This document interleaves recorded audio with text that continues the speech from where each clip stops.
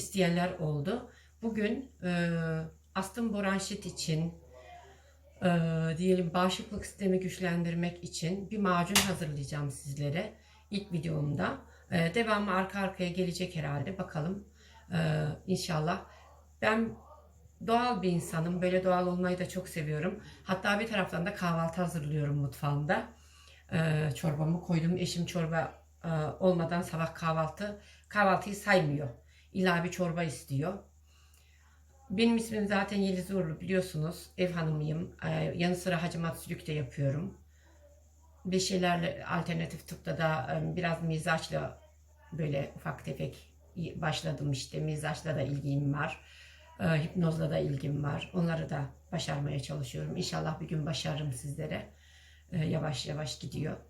Sertifikalar alıyoruz. İnşallah devamı da gelir. Ama bugün ben bunları çekeyim. Bir de bunları denemenizi isterim, kullanmanızı isterim. Çünkü benim bu yapacağım şu anda, önce tereyağım orada yapılırken ben de burada macunumu yapayım istedim. Macunumu karıştırayım istedim. Ama tereyağım önce dursun. Biz önce macunu yapalım. Bakın, bu kestane balı. Bunu Merkur'dan alabiliyorsunuz. Kestanenin Honik yazıyor. Merkur'da satılıyor, Şpar'da satılıyor. Bu kestaneye honikle, yani kestane balığı ya da çam balığı olabilir. Bunu bu şekilde kavanoza boşaltıyoruz. İnşallah, umarım kavanozumda gözüküyor. Yani ben kavanozdan bir kaba bunu boşaltacağım böyle. Size de göstereceğim tekrardan. Kavanozumu boşalttıktan sonra tekrar kavanoza koyacağım için çok fazla kavanozu temizlememe gerek yok. Tekrardan, çünkü kavanoza koyacağım ben bunu. Böyle, bu elimdeki gördüğünüz zaten yemek kaşığı. Böyle yemek kaşığıyla bir çörek otu koyuyorum. Ama ezilmiş. Eziyorsunuz. İsterseniz kendiniz de ezebilirsiniz. İsterseniz çekilmiş de alabilirsiniz aktardan. Bunu bu şekilde içine koyuyorsunuz. Dolu dolu bir yemek kaşığı oluyor. Ve dolu dolu bir de zerdeçal. Aynı şekilde yemek kaşığıyla koyuyorum. Ve bir de dolu dolu zencefil koyuyorum. Aynı.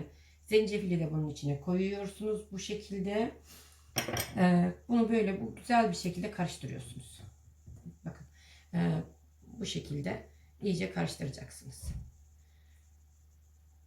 Peki bu ne işe mi yarıyor? Ben bunu 2 senedir mizaç ders aldığımda sağ olsun Ersin hocam söylemişti. Onun da ismini geçireyim. Kendisi çok becerikli, güzel, yani çok bilgili bir hocamdır. Bana dedi, abla madem astımın var bunu kullan. Ben 2 tane hava, bir tane hap kullanıyordum. Hatta 3 hava ben kullanıyordum. Eşim 2 hava kullanıyor. Biz havalarımızı kullanmıyoruz. Bilmiyorum, maşallah diyelim. Belki bu macundan dolayı, belki de içtiğimiz bitki çaylarından ya da yaptığımız hacamattan, sülükten dolayı. Ben biraz daha propolis atıyorum. Bunu damatım almıştı bana. Hani bu da güzel oluyor içine. Ama isterseniz varsa kullanabilirsiniz. Yoksa kullanmayın. Gerek yok zaten. Ama sadece ben olduğu için bitsin diye, ziyan olmasın diye kullandım. Bu sefer de bitti zaten. Bunu karıştırdıktan sonra bu şekilde geri tekrardan kavanoza dolduracağım. Sabah 1 yemek kaşığı, akşam 1 yemek kaşığı eşim alıyor. Ve çocuklara da kullanabiliyorsunuz bunu. Çocuklara da 1 tatlı kaşığı kullanabiliyorsunuz. Sabah akşam buradaki balgamı söküyor. Şiltrözede, eşimde de şiltroze var. Ondan. Şiltrözesine çok iyi geliyor. Balgam çıkaramıyor. Astımı da olduğu için, bir de sigara kullananlar için diyeyim size. Bağışıklık sistemini çok güzel bir şekilde güçlendiriyor. Size gelecek olan hastalıklardan koruyor sizi. Balgam söktürüyor. Kuru öksürüğe çok iyi geliyor. Ve de buradaki tıkanıklara iyi geliyor. Ciğerlere iyi geliyor. Akciğere. Gerçekten nefes alıp vermeniz bir bambaşka oluyor. Ben bunu Türkiye'de eczacıya da verdim. Sarıkaya'da eczanede sordular. Abinin biri sürekli öksürüyormuş. Dedi ya, bana bir çare bulamadın dedi eczacıya. O da dedi ki, abi dedi, vallahi ne yapacağım bilemedim dedi. Dedim abi, kusura bakmazsan karışacağım ama böyle bir şey yapın. Eczacı hemen, abla bana da verir misin tarifi? Babam da çok, yani 2 seneden beri babamdaki öksürüğü de yapamıyoruz. Ve bir sene sonra ben tekrar gittiğimde sordum. Muhteşemsin sen abla. Gerçekten çok iyi geldi. Babamın öksürüğüne de dedi. Ve verdiğim birçok insana da çok iyi geldi. Ben tekrardan bunu böyle kavanoza boşaltıyorum arkadaşlar. Sabah akşam kaşıkla kavanozdan alsın eşim diye. Tadı da çok güzel oluyor. Tadına da şöyle bir de ben bakayım. Gerçekten mükemmel. Biraz acımsı oluyor zencefilden dolayı ama bakın bu şekilde kestane balımız tekrardan macun olarak döndü bize. Afiyet olsun, şifa olsun inşallah.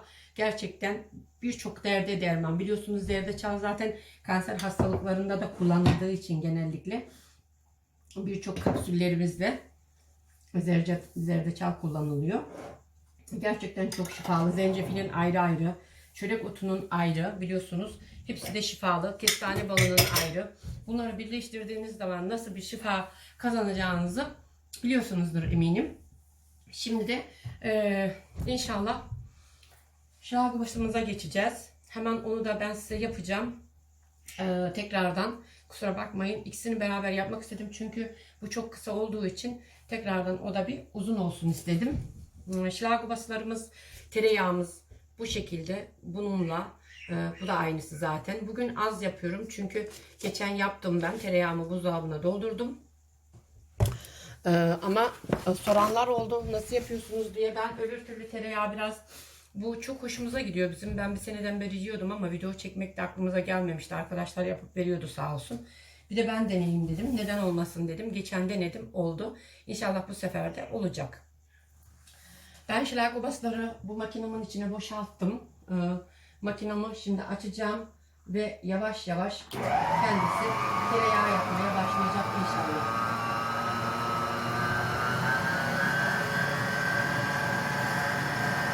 Sadece bu. Bunları boşaltıyorsunuz arkadaşlar. El mikseriyle de çekebilirsiniz. Ve normal çorba falan çektiğiniz mikserle, öbürüyle de tabii biraz zor oluyor. Benim dünürüm yayıyor böyle bidona koyarak. Yayık yayıyor. Eskiden yayık yayarlardı biliyorsunuz. Ama ben makinem var sağ olsun. Bunu da Ege kardeşim hediye almıştı bana Sema'ya. Sema'cığım benim öpüyorum buradan. Sema'mı da. Ablasının gülü. Abla sen çok hamur işi yapıyorsun. Çok uğraşıyorsun mutfakta. Bunu sana alayım ki sana kolaylık olsun dedi. Allah bin kere razı olsun. Her kullandığımda da ona teşekkür ediyorum buradan. İlgilime de ona da. İyi ki varsınız diyorum. YouTube kanalıma da destek oldu ayrıca. Bunu Türkiye'de nasıl bilmiyorum. Türkiye'den soranlar oldu bana ama orada da pasta kreması herhalde. Çünkü özellikle onu göstermek istedim. Burada pasta resmi de var. Pasta kreması diye. Başka çeşitleri de var. Bu şekilde göstermeden her yerden de alabilirsiniz. Yarı fiyata düşmüştü hatta ben yarı fiyata aldım. Bu şekilde tereyağımız oluyor. Sonra bunu tereyağı kıvamına geldikten sonra çıkarıyoruz. Suyun içine koyacağız.